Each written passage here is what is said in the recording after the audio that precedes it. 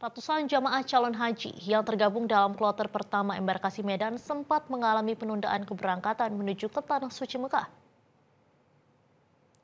Sesuai jadwal, jamaah kloter pertama berangkat menuju ke Bandara Kuala Namu di Deli Serdang pada pukul 4 pagi kemarin.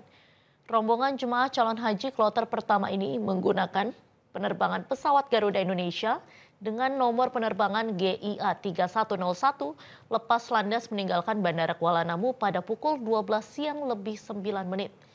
Waktu keberangkatan ini mengalami keterlambatan selama 4 jam lebih dari jadwal semula pada pukul 8 pagi.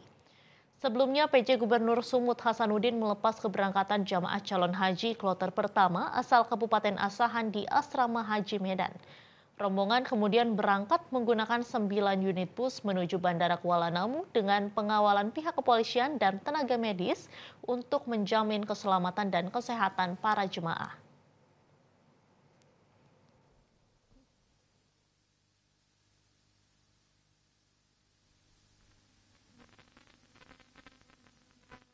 Jelajahi cara baru mendapatkan informasi. Download Metro TV Extend sekarang.